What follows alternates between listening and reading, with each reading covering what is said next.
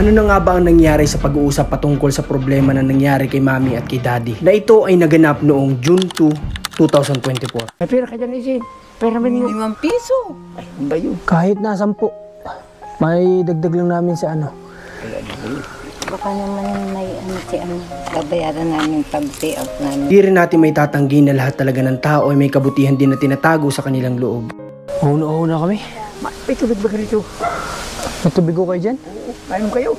Pwede po tayo. Ito yung unang pagkakataon na makilala natin si Mami at Daddy na hindi natin may tatanggi na talagang pinakitaan din nila tayo ng kabutihan ng loob. Dahil yung pangyayari na hindi nila tayo kilala pero handa nila tayong tulungan ay talagang napakasarap na yun sa pakiramdam. Ngunit may mga bagay lang talaga na hindi natin inaasahan na mangyayari sa buhay natin. At hindi ko itatanggi sa inyo lahat na talagang ang dalawang ito ay sobrang nang napamahal sa akin. Kaya nga handa akong gawin ng lahat para lamang sa kanila dahil sila na yung nagsisilbi na lolo't lola para sa amin. At mayroon din naman mga bagay na hindi na natin kontrolado na pwedeng mangyari. Kaya't ang malaking tanong ng karamihan, ano na nga ba ang nangyari sa pag-uusap noong June 2? Magandang araw po sa lahat ng mga manood natin. Ngayong araw po ay napakarami na talaga na nagtatanong sa atin, nagme-message, nagpe-personal message patungkol po kina Mami at Daddy at kung ano daw yung naging resulta patungkol po doon sa naging usapin doon sa barangay hall, doon sa kanilang nasasakupan na barangay. Nung dumating daw po doon,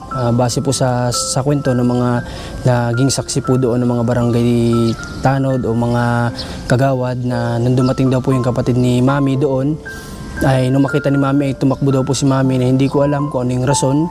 At ayun, nag-effort patuloy yung mga kagawad para puntahan po si Mami doon at sunduin upang humarap nga doon sa kanyang mga kapatid. At ang dumating po doon na kapatid niya ay 2. At ayun, nagpapasalamat muna tayo sa kanila dahil napakalayo pa ng kanilang pinanggalingan pero nakapunta po sila doon. At ayun nga, nangyari po doon ay nagharap-harap kami. Ang nangyari po doon sa pag-uusap ay talagang sobrang galit na galit po ang kapatid ni Mami dahil nga po sa mga nasabi ni Mami patungkol sa kanyang mga kapatid na mismong sa harap po namin ay napatunayan namin na walang katotohanan yung mga nasabi po ni Mami patungkol sa kanyang mga kapatid. At halos maiyak nga po ang kanyang kapatid dahil nung kanya pong tanungin si Mami kung siya ba ay naging masama sa kanilang mag-asawa at sinagot po ito ni Mami ng hindi kahit kailanman naging masama ang kanyang kapatid sa kanya. So doon pa lang po ay talagang negative na po yung naging message ni Mami para sa kanyang kapatid. At ito po ay nangyari noong June 1 ng umaga po. Doon nga po nasabi ng kapatid ni Mami na ang kanyang mga hinanaing patungkol po sa lahat ng nasabi ni Mami sa kanya na hindi maganda, na talagang pinatunayan po doon na ang nagsasabi po talaga ng totoo ay yung kanyang mga kapatid. At andun na din po yung inisa-isa ng kapatid ni Mami, yung patungkol sa kanyang mga nabanggit na unang-una po doon ay yung lupa na kanyang mga sinabi na 142 hectares at yung kalabaw na ganong karami, 120 na walang katotohanan. At yun po ay nagagalit din ng kapatid ni Mami kasi baka daw po sila ay hanapan ng gobyerno ng titulo patungkol doon sa mga lupain na yun ay wala silang maipapakita dahil ang meron lamang silang papel sa kanilang lupa na talagang yun naman talaga ang bilang ng kanilang lupa ay 60 hectares po yun. Kung paghanapan nga naman talaga sila ay wala silang makikita, so magkakaproblema pa sila doon. Kaya doon, yun yung unang-unang kinagalit ng kapatid ni Mami. At yun nga po ang pangalawa na kinagalit doon ng kapatid ni Mami ay yung patungkol po sa pera na natatanggap naman ni Mami kada buwan. Na ito po ay dumating pala sa punto na si Mami po ay nagkaroon ng sakit na sinasabi niya sa kanyang mga kapatid na siya may sakit at agad-agad po na nagpadala ang kanyang kapatid ng perang pantulong para sa panggamot ni Mami. Nandiyan na nga po yung check-up siya. Unang check-up na ang naging resulta naman patungkol sa kanyang sakit na sinasabi naging negative pero hindi pa po doon na kontento ang kapatid ni Mami. At talagang pina-check up pa rin po siya sa DAET. Dinala po siya sa DAET, pina-check up doon at ang nangyari ay negative pa din po ang naging result at doon lang naging panatag siguro yung kanyang kapatid na may katungkulan dahil sa sakit na kanyang sinasabi. At ayun po yung pangalawa na naging sama ng loob ng kapatid ni Mami na nandun nakita ko lahat ng patunay ng mga resibo, yung picture na kung saan dinadala pa si Mami sa sa diet para po mapakain sa mga fast food kagaya ng Jollibee ganyan. Pinapakain si mami doon ng kanyang kapatid, yung po ay padala din doon sa isang kagawad na nag-aasikaso sa kanya para po siya may ilabas at may pagamot na rin. Ang pangatlo po dito na kinagalit talaga ng isang kanyang kapatid ay yung sinasabi po ni Daddy, nabanggit niya doon na siya ay pinadalan sila ng bigas pero matigas. Ayun po ay simpleng usapin lang, pero syempre kahit naman po sino, isasama din po ang loob kahit na kami halimbawa nagbigay ng pagkain at nakantsawan pa yung binigay mong tulong, ay isasama talaga ang loob mo. At yun po ay hindi naman talaga matigas na bigas ang kanilang ipinadala. At siguro ang nakikita ko lang po doon ay sinasabi yun ni Mami at Daddy para po sila ay matulungan. Kumbaga para sa atin naman po ay hindi naman na kailangan dumating pa sa point na kailangan natin magsinungaling, kasi mas gusto po namin, 'di ba, yung talagang totoo lang po yung sasabihin sa amin. Okay? At ang isa pa po, yung kanyang pangalawang kapatid na sumama dito ay sumama lang din ang loob dahil nga nadawit din yung kanyang pangalan. At yun nga, may mga ginawa din si Mami na hindi maganda sa kanila, na yun nga daw dumating pa yung point na yung pamana na singsing ng kanilang magulang na dapat ibibigay niya sa kanyang asawa ay nakuha din ni Mami. Dapat yun nga ay para sa misis niya dahil yun ay ibigay sa kanila ng kanyang magulang, pero si Mami po yung nakakuha nun. May isa pa po yun na kasama yata na alahas na nakuha din ni Mami na dapat po yun ay para sa kanyang kapatid. At meron din daw po si Mami mga binenta na lupa na lahat ng binenta niya ay dinala po ni Mami yung pera, na yun din yung isang kinasasama po ng loob ng kanyang mga kapatid, na yung mga nasabi sa atin ni Mami na iisang lupa yung nabenta niya at yun ay sa kanya, pero yun pala po hindi ganon, at maraming lupa din si Mami siguro na naibenta. At yun nga, kinuha niya yung pera at dinala niya sa Kapalongga. Yun nga lang iniisip ko po saan nila ginamit yung pera, na dapat pala maayos ang kanilang sitwasyon.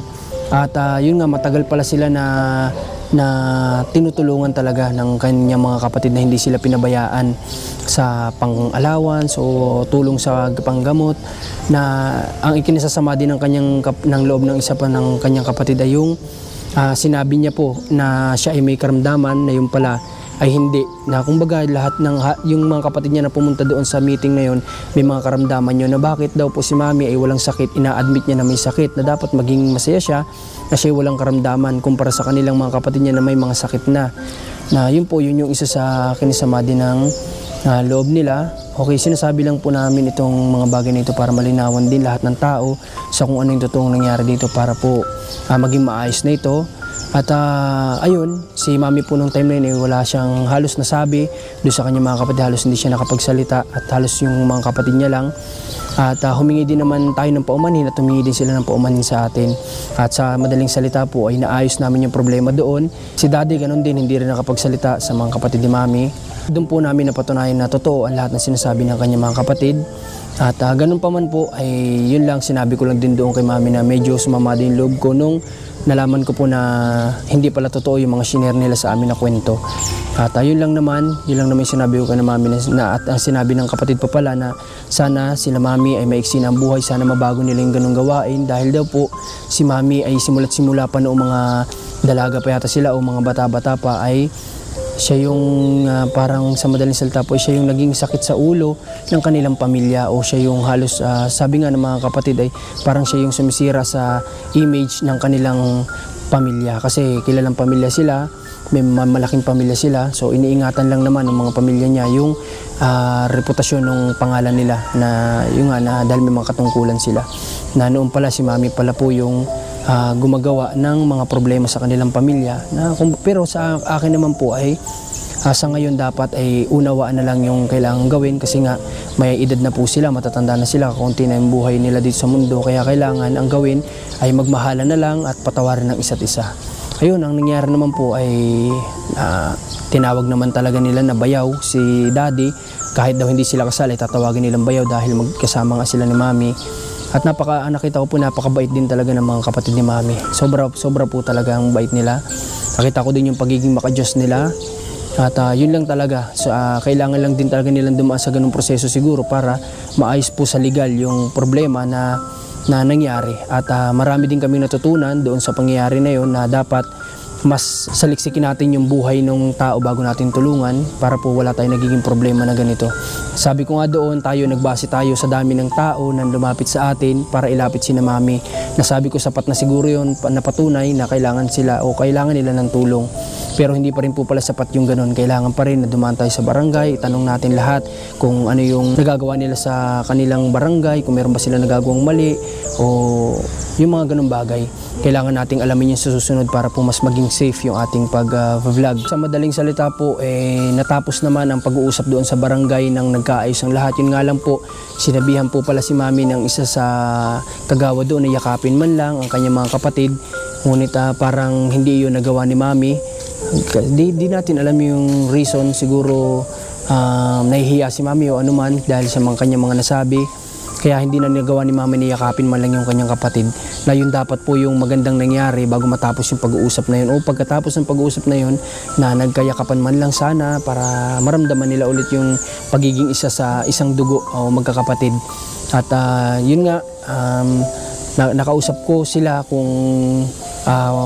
okay pa ba na pabahayan ko si na Mami, kung okay pa po ba na ituloy ko yung pabahay, at sinabi po nila na huwag po. Kaya susundin po natin ang desisyon ng kanilang pamilya, na sabi ko po kung pwede pa na ba natin silang tulungan, at yun nga, stop na tayo. Gustuhin man po natin, wala tayong magagawa. At siguro may plano dito ang mga kapatid ni Mami na tulong para sa kanila. At wag na sa ngayon hindi muna natin sila pwedeng pangunahan kung ano yung pwedeng magawa nilang tulong din kina Mami. At yun lang, tinry natin yung best natin na pakiusapan kung pwede pa ba tayong ituloy ang tulong o yung pabahay na pangako natin. Gusto ko kasing mapagawa sana sila ng tahanan. Subalit yun nga po, talagang hindi na tayo napayagan para doon. Yun, nagpapasalamat pa rin kami dahil yung effort nila para lang maayos yung problema na yun ay talagang dumating po sila. At napakadami din talaga ng lesson na naituro sa amin nung pangyayari. Sabi ko nga, halos sa 2 taon namin mahigit na ginagawa yung ganitong charity vlogs. Ngayon lang po kami nakaranas ng ganoon na mabarangay. So siguro binigay din sa atin yun ni God para may matutunan po tayo sa mga ganong pangyayari. At ayun lang, sana pag-pray para natin si na Mami na maging safe sila sa araw-araw. At sana yung plano ng kanilang mga kapatid na tulong para sa kanya ay tanggapin nila. At maging maluwag na yung dibdib nila para sa bilang magkakapatid. At yun lang po, ito po yung shinare ko sa inyo na video dahil para matapos po yung mga nagtatanong at mga nag-aabang sa vlog kala Mami.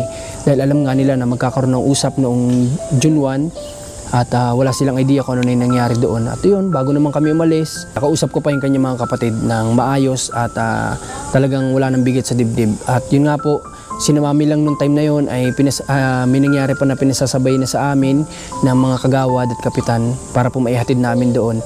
Ngunit hindi na po sumabay si Mami sa amin at parang umiwas na. Kumbaga, di ko po alam yung naramdaman ni Mami, siguro po nahiya, ganun.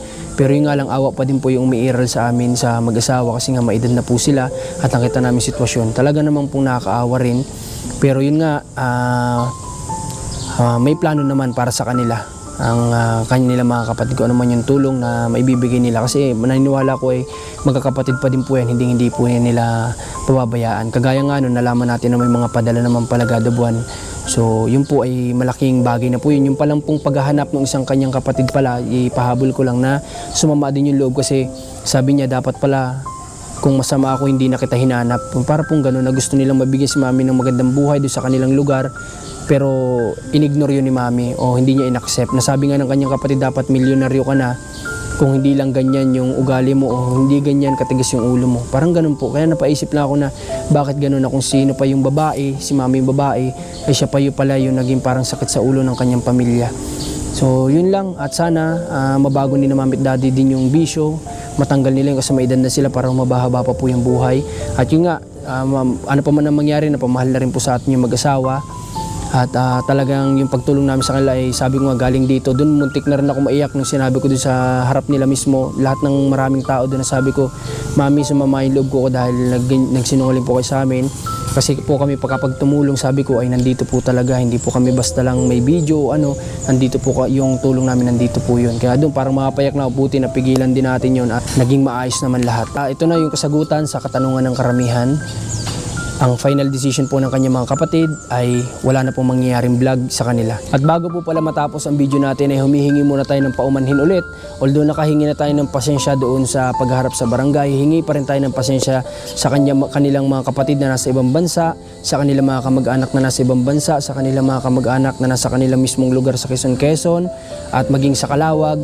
Sa lahat ng pamilya po nila, kung ano man po yung naging stress sa inyo dahil sa nangyari na yon, sa mga nasabi ni Mami. Nasabi nga nila ay parang nasisira yung image ng kanilang pamilya, ay paumanhin na po sa inyo lahat. Humingi po kami ng paumanhin sa inyo. At sana po lagi po kayong mag-iingat kung nasan man po kayong bansa o mga lugar. Yun lang po, at maraming salamat sa lahat ng nanood sa mga video nila, sa lahat na sumuporta sa kanila. Ano naman po yung dapat na plano natin para sa kanilang tahanan, ay mailalaan na lamang natin ito sa ibang tutulungan. Maraming salamat po. God bless po sa lahat.